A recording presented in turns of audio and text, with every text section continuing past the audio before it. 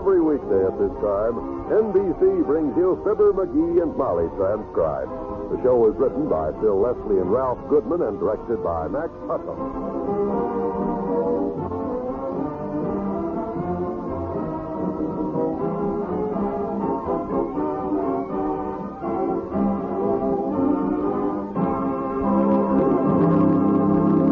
We'll join Fibber and Molly in just a moment. How's this for a neat exchange? You pay $75. You get back $100. Would you like that kind of return for your money? Well, you can have it by investing in United States savings bonds.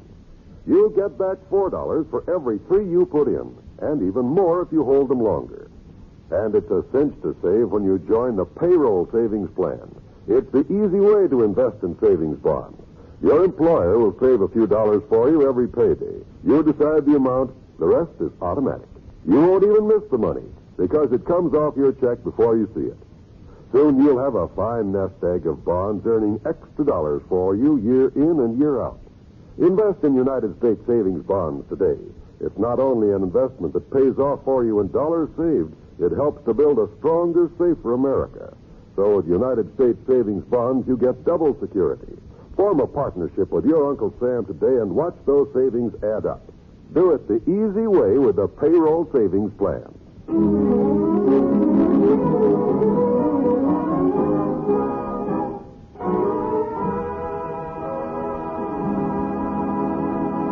Today's Wistful Vista Gazette says, police report no arrests so far in McDonald jewel robbery. Only clue so far is a button found at scene of crime, which Chief Malone says will lead his men to the burglar. If you're wondering what this has to do with Mr. McGee, listen to him talking on the phone. No, Doc, I still haven't told Molly about it. It'll only get me in more hot water. Because I don't want her to know I was out walking in my sleep the night the jewel robbery happened, that's why. So what? You and I know I didn't do it.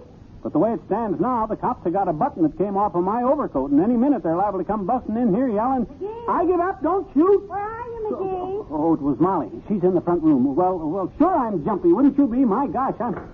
McGee, something's wrong with our radio. It keeps fading in and out, so... Yeah, put plenty of starch in the collars. Oh, okay. I'll pick the shirts up later, Ming. Oh, bye. Who are you talking to? Sing Ming, the laundryman. Wanted to know how I wanted my shirts done. When did this start? Don't you like the way I do your shirts anymore? Well, I didn't want to bother you. And where's my coat? You know where my coat is. I got to run down to Kramer's drugstore and get some cigars. You seen my coat? Hanging in the hall. My goodness, you're nervous. No, not me. I'm not nervous. Nothing to be nervous about. Where's my hat? You seen my hat? There in the closet, where it always is. Answer the door. I'll get your hat. McGee, come out of that closet. Now, see who it is first, Molly, and talk loud so I can hear you. What? What's this all about? I'll tell you later. Answer the door before they get suspicious. For heaven's sake. Yes? Package, ma'am. Bonton. Oh, thank you. Get some things from the Bonton, McGee. You can come out now. What's this all about? The way you dived into that closet when the doorbell rang, you'd think the police were after you. Well? Well, I'd rather not say. Now, McGee, take off that coat and tell me what's going on. Well, as soon as I get back from Kramer's drugstore... Jerry, you look awful silly going down to the drugstore dressed like that. What do you mean? Very few men are wearing women's coats this year. Oh, your coat. I thought the sleeves were kind of short. Let me help you off with your coat, madam. There. Now, sit down. Let's have a woman-to-woman talk. What goes on? Well, you see, what the heck is that? The radio. That's what I came in to show you in the first place. It's been fading on and off like that all morning. Oh, well, I'll fix it. I'll get my tools and fix it. No, McGee. You can fix it later. It's faded down again anyhow. I want to know what's wrong with you. Tell Mother all about it. Well, as you know, Molly, I'm not the best husband in the world. Oh, no. But I've always been honest. Ever since the day I was born in that little white house on the top of Kickapoo Hill back in Peoria, to a poor but honest farm family, I've been a poor but honest. Times may have been hard sometimes, but no matter how much fate was against me, I've never been tempted by an easy life of crime. And would you turn that dad-ratted radio off? Oh, of course. There. Now, what were you saying? Well, you probably read about the McDonald jewel robbery Wednesday night. Yes. Well, that same night, In spite of you warning me not to eat them crazy plum butter and rhubarb sandwiches, that whenever I ate that stuff as a kid, it always made me walk in my sleep, I ate the stuff, and when Doc Gamble found me up in the maple tree out in the front yard, I didn't know where I'd been. The police station to see if the button they found at the robbery was off my overcoat, but it wasn't. Thank heaven. But in the excitement, I left the button that was off my overcoat there, and I run off with their button. The one the burglar lost in the robbery. So now they got my overcoat button with my fingerprints all over it, and they sent it to the crime lab. Heavenly days. You mean Oh. Yes. So what do I do now? There's only one thing to do, McGee. You and I are going to take a little trip. Ah, good for you, baby. I knew you'd say that. They'll never catch us. We'll check the plane fare to China. If I haven't got enough dough for both of us, I'll go ahead. No, we're not going to China, McGee. We'll just take a little trip down to the police station and straighten this whole thing out. The police station? Whose side are you on? Yours, sweetheart. I'm sure once they hear your story, they'll know. McGee, come out of that closet. Unlock that door and listen to me. No. McGee!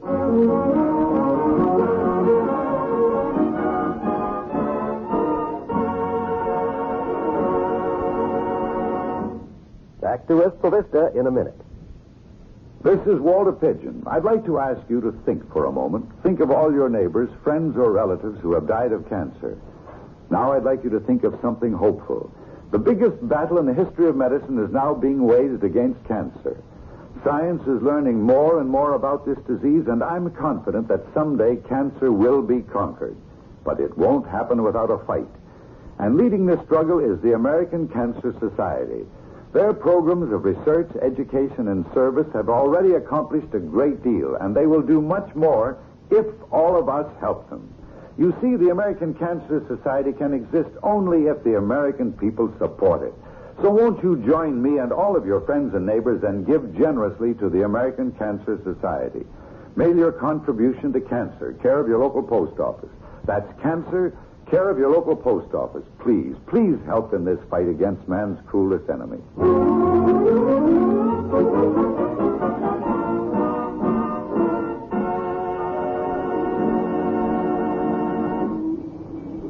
Now, McGee, you walk right into that police station and go up to the sergeant's desk and tell him we want to see the chief.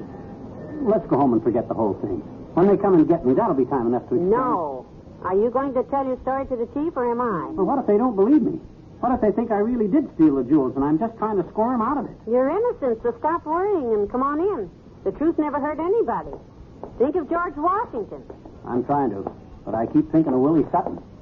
He got 20 years. Good afternoon, officer.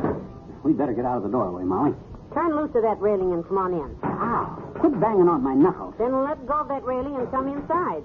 I'm just trying to get you in there before you lose your nerve, McGee. Lose it? I never even had it. Look, Molly, this is no good. Even if I told them cops the whole story, and even if they did believe me, I'd still get about 15 years. 15 years for what? Well, how did they get my button in the first place? Because I accidentally left it here and took the other one by mistake. Yes? Well, that's stealing.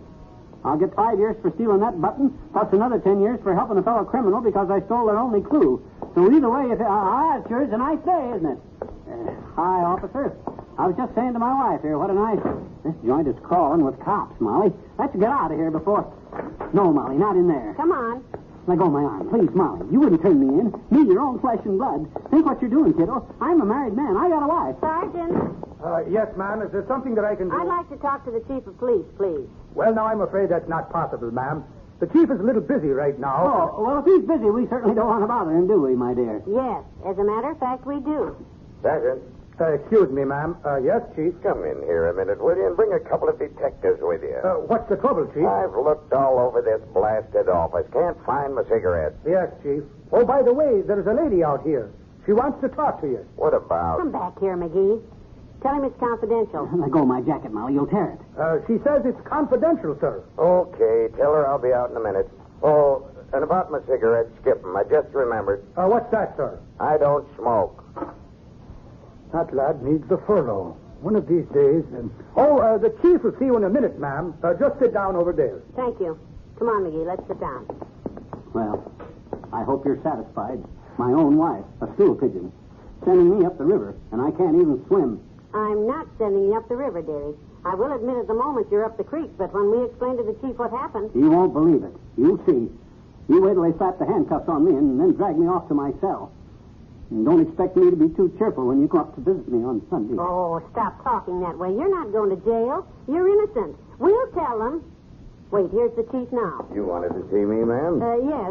There's a little matter I'd like to... But I'm innocent, I tell you. This is a bum rat. I didn't do it. Honest, I didn't. Come on now, MCGee. Cut out the noise and come along quietly, or you'll force me to do something impolite. But I didn't do it. Oh, won't somebody listen to me? I'm innocent. I'm innocent. Who was that? Some guy that was just convicted on a bank robbery in broad daylight, too. He's telling his innocence. Says he just happened to be passing by when somebody stuck the gun in the satchel full of dough in his hand. Well, isn't that possible? I mean, that could happen. That's what they all say. Luckily, the jury never believes those crazy stories. He got 20 years. Oh, now, about your problem? What were you saying, ma'am? Me? Well, dearie, would you tell the chief? I'm afraid there's been a little mistake, Chief. My wife's a little confused.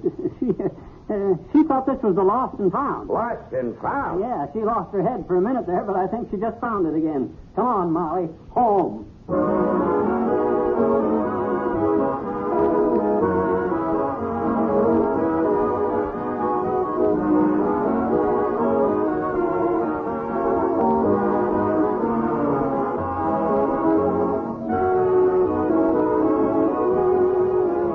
Fibber and Molly will be right back.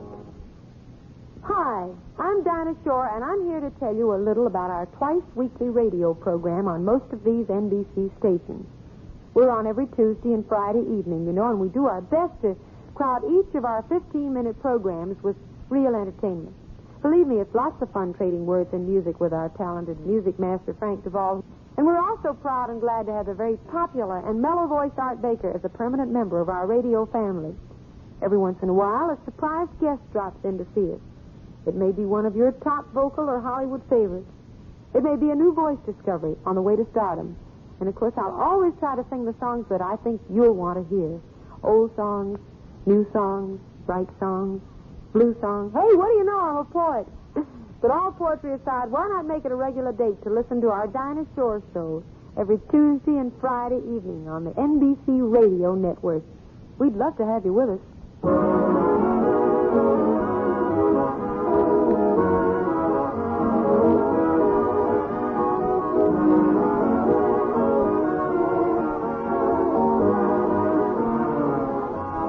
Now you see why I've been so nervous and upset all week, Molly. You poor lad.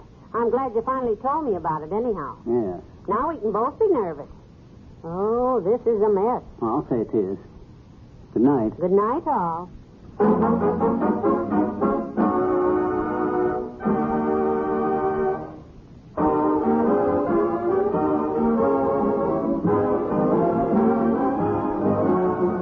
NBC has brought you the Fibber, McGee, and Molly program transcribed, with Bill Thompson as the sergeant, Ken Christie as the chief, and Jess Kirkpatrick as the prisoner. This is John Wald inviting you to tune in again tomorrow night when legal assistance is sought by Mr. McGee of Fibber, McGee, and Molly.